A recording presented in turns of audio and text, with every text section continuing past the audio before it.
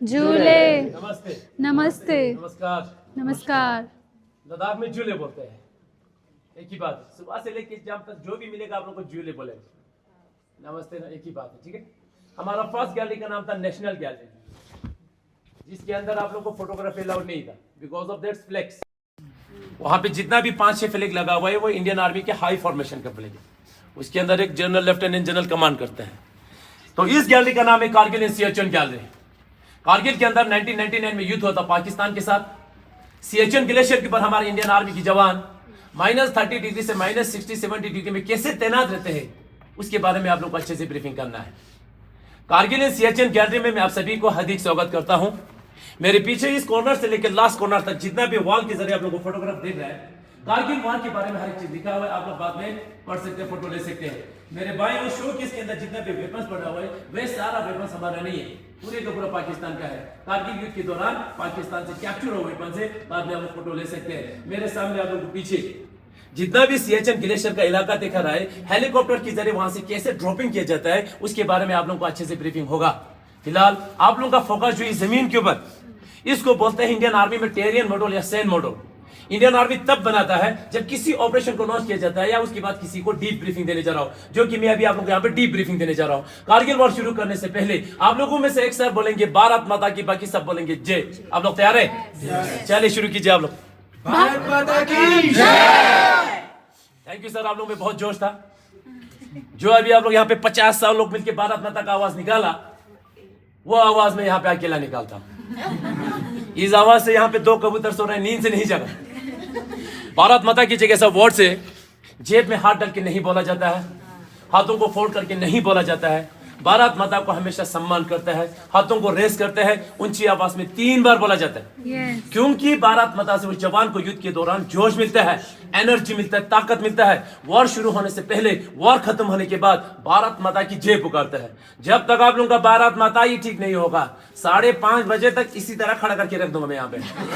जिस किसी का भी हाथ नीचे दिखाई दिया, दिन भर भारत माता पुकारने दूंगा। बाद में नहीं बोलना सर हमें लेट हो रहा है। आप लोगों की आवाज जो पाकिस्तान बॉर्डर तक जाना चाहिए, जाएगा? कहाँ जाएगा? इस आवाज से जाएगा? आप लोग में जोश है? हाउस द जोश, हाउस द जोश।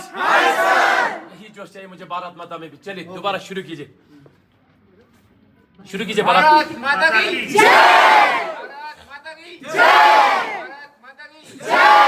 थैंक यू सर, जय हिंद।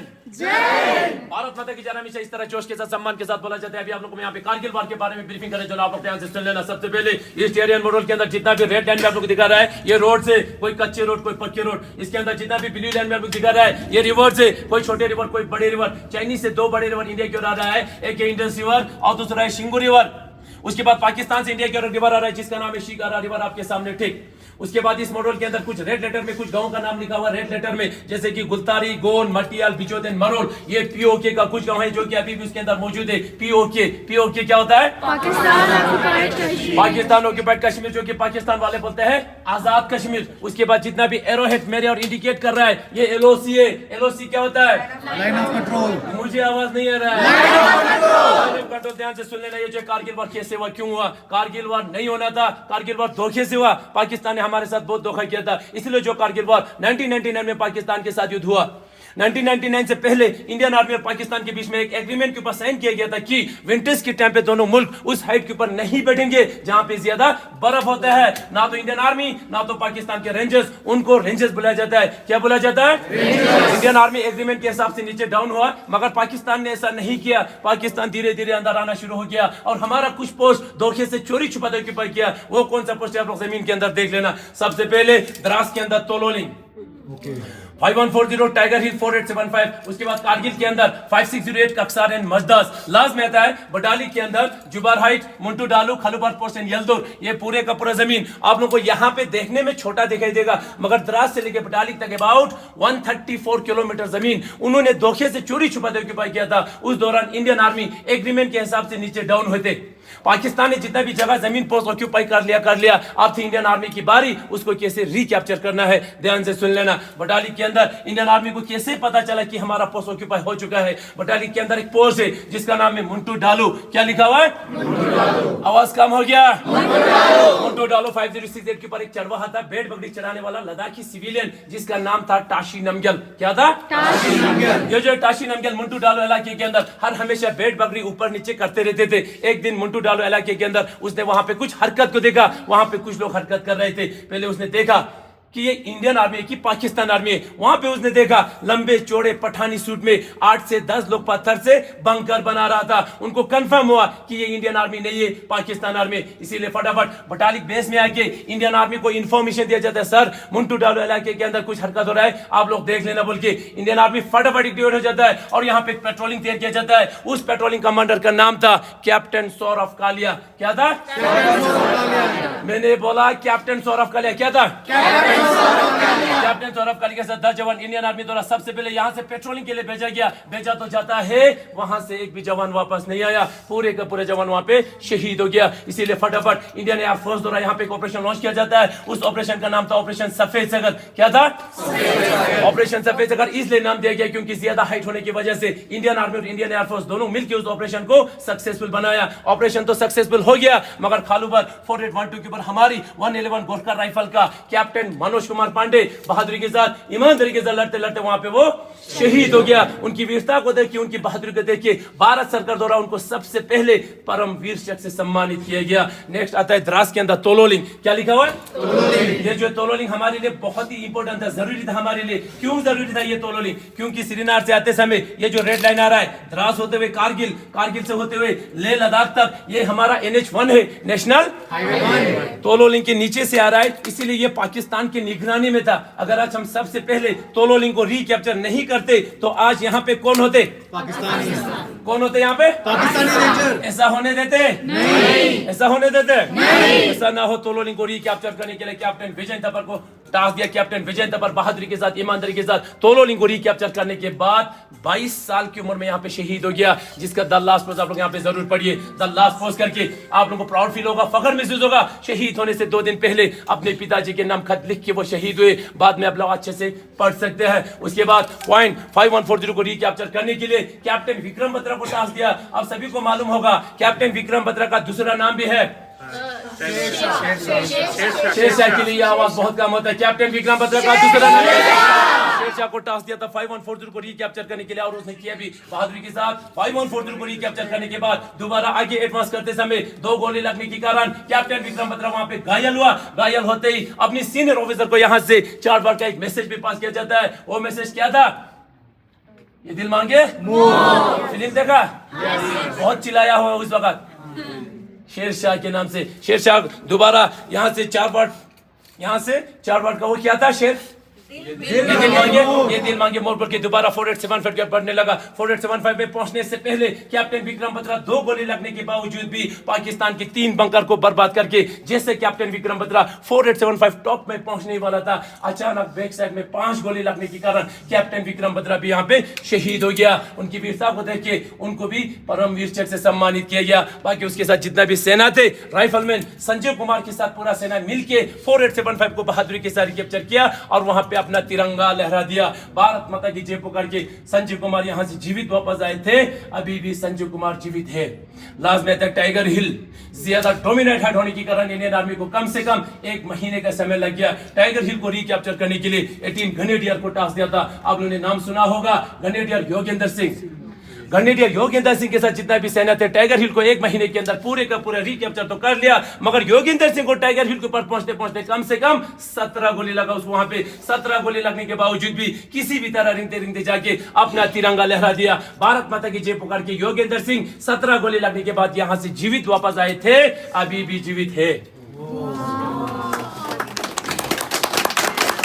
लास्ट में कारगिल 568 का साइलेंट मजाक, ये भी पाकिस्तान ने ऑक्यूपाई करके रखा था। इंडियन नेवी द्वारा लास्ट में यहाँ पे ऑपरेशन लॉन्च किया गया, उस ऑपरेशन का नाम था ऑपरेशन तलवार। ये जो कारगिल वॉर 1999 एक्चुअल में शुरू हुआ था 28 से 2 मई को, और कारगिल में आके 26 जुलाई को ये वॉर खत्म हो गया। कम से कम इंडियन आर्मी को 3 महीने का समय लग गया। पाकिस्तानी जितना भी जगह जमीन पोस्ट ऑक्यूपाई करके रखा था, इंडियन आर्मी ने 3 महीने के अंदर पूरे का पूरा रिकैप्चर किया। पाकिस्तान को यहां से एक भी टुकड़ा लेके जाने नहीं दिया। इसीलिए हर साल 26 जुलाई को कारगिल विजय दिवस मनाते हैं। और इस दौरान इस देश की सुरक्षा करते करते उन माओं का 3 महीने के अंदर 527 जवान इस देश के लिए शहीद हुए और 1100 से ज्यादा यहाँ पे घायल हुए। Thank you. Jai Hind. Thank you sir, thank you ma'am. आप सभी को मैंने यहाँ पे कारगिल वॉर का ब्रीफिंग किया। आप लोगों को थोड़ा बहुत समझ में आया? समझ में आया? मैंने आप लोगों को यहाँ पे कारगिल वॉर 3 मिनट के अंदर ब्रीफिंग किया, जो कि बहुत ही कम होता है। 3 महीने को 3 मिनट के अंदर बोलना बहुत कम होता है। मैं आप लोगों को यहाँ पे फोर्स नहीं कर रहा हूँ, मैं आप लोगों को यहाँ पे जबरदस्ती नहीं कर रहा हूँ कि भारत माता को जोर से बोलिए, भारत माता को ऊंची आवाज में बोलिए। मैं आप सभी से विनती करता हूँ, इस भारत माता को हमेशा ऊंचा रखिए। ये लोग शहीद होने से पहले भारत माता की जय पुकारते हैं। हम लोग इनको सम्मान करने के लिए भारत माता की जय पुकारते हैं। अगर हम लोग यहाँ पे सम्मान नहीं करेगा तो यहाँ पे कोई सम्मान करने वाला नहीं आएगा। आप लोगों ने सुना होगा, पाकिस्तान अपने ही सैनिक को आइडेंटिफाई तक नहीं करता है, तो वो लोग हमारे जवानों को कभी सम्मान नहीं करेगा। आप लोग बाहर जाके देखिए, वॉर मेमोरियल बना हुआ है, 1897 शहीदों का नाम लिखा हुआ है, 1897 सेमेट्री बना हुआ है। उन वीर शहीदों को डेली वहां पे वेपन के साथ सलामी दिया जाता है, रीत चढ़ाता है, फूल अमर जवान ज्योति जलाता है। डेली वहां पे याद करते, उनको प्रे करते, उनकी आत्मा को शांति मिले। हम लोग यहाँ पे भारत माता के साथ उनको सलाम करते हैं। अभी आप लोगों ने नाम सुना यहाँ पे कैप्टन सौरभ कालिया, 10 जवान के साथ इंडियन आर्मी द्वारा यहाँ से उन हरकत को देखने के लिए गया, पेट्रोलिंग के लिए भेजा गया था 10 जवान को। उसका कमांडर कैप्टन सौरभ कालिया था। कैप्टन सौरभ कालिया के साथ 10 जवान गया तो गया, वहां से एक भी जवान वापस नहीं आया। तो वो कहां गया?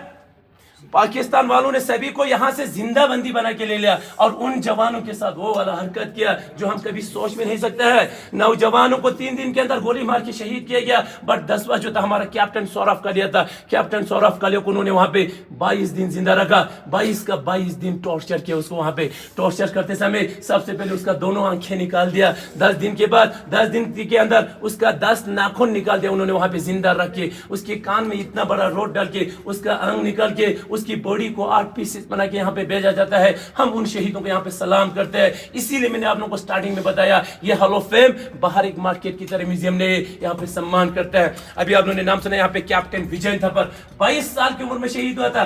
क्या उम्र था उसका? 22 साल। इतना ही छोटा था, बट वो इस देश के लिए कुर्बान हो गया। कुर्बान होने से पहले अपने पिताजी के नाम एक खत लिखा था। वो खत आप लोगों को यहाँ पे रखा हुआ है। वो तो खुद शहीद हो गया, बट उसका खत अभी भी है यहाँ पे। आप लोग बाद में फोटो लेके जाइए। फिलहाल आप लोग सुन लेना उस लेटर के अंदर एक जवान क्या लिखते हैं। डियरेस्ट पापा मामा बड़ी ग्रामी, by the time you get this letter, I will be observing you all from the sky, enjoying the hospitality of Apsaras. I have no regrets. In fact, even if I become a human again, I will join the army and fight for my nation. If you can, please come and see where the Indian army fight for you tomorrow.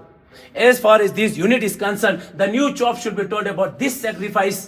I hope my photo will be kept in the Alpha Company मंदिर with कारनी माता के साथ उसका photo लगाने के लिए बता रहा है। Whatever organ can be should be taken. उसका जितना भी organ जो था उसने पहले ही पूरा डोनेट कर दिया। Contribute some money to orphanage and keep on giving 50 rupees to Roxana per month and meet Yogi Baba. Papa, you should feel proud. Mama, so should you meet. उनकी एक गर्लफ्रेंड भी थी, उससे वो बहुत प्यार करते थे। I love her बोल के उस लेटर के अंदर लिखा हुआ है। उसका नाम हटाया गया है। मम्मी को बता रहा है, अब आखिरी बार जाके उनसे जरूर मिलिए। लास्ट में उसने एक अच्छा सेंटेंस लिखा हुआ है, Forgive me for everything wrong I did. अब वो 22 साल की उम्र में क्या गलती कर सकता है? 22 साल की उम्र में उसका जीवन स्टार्ट था। 22 साल की उम्र में इस देश के लिए लड़ते लड़ते वो शहीद हुए। उन शहीदों का हम यहाँ पे सलाम करते हैं। कहीं भी जाइए, इस भारत माता को हमेशा ऊंचा रखिए, कभी भी नीचे करने की कोशिश नहीं करना। हम ही लोग बोलेंगे, चाइनीज आके यहाँ पे नहीं बोलेंगे। चाइनीज आपने सुना होगा, अभी 2020 में गलवान के अंदर मैं खुद उस वार को लड़ के आ चुका हूं। मेरे कर्नल बिकुमुल्ला संतोष बाबू हमारे बीच में नहीं है, आंखों के सामने शहीद हुए। उसके साथ 20 जवान को उन्होंने शहीद किया गया। एक्चुअल में 1962 में वार हुआ था, तब से ले आज तक वहां पे सीज फायर है। दोनों मुल्क वेपन का इस्तेमाल नहीं करेंगे बोले। 2020 में जब कर्नल और उसके 20 जवान वहां पे पेट्रोलिंग के लिए गया था, वापस आते समय 20 जवान को 300 जवान मिलकर उनको वहां पे शहीद किया गया। कैसे शहीद किया गया? चाकू से काट के, लोहे के रॉड से मार के उनको शहीद किया गया। उन शहीदों का यहाँ पे सलाम करते हैं। अब सभी लोग यहाँ आने के बाद यहाँ पे सभी मिलके भारत माता के साथ उनको श्रद्धांजलि देते हैं। उसके लिए आज आप लोग आए हमारे हॉल ऑफ फेम में आने के बाद, इनको याद किया, इनको सम्मान दिया, उसके लिए मैं आप सभी को दिल से मैं धन्यवाद बोलता हूँ। यहाँ तक मेरा कारगिल का ब्रीफिंग समाप्त हो जाता है। Thank you. जय हिंद। जय हिंद।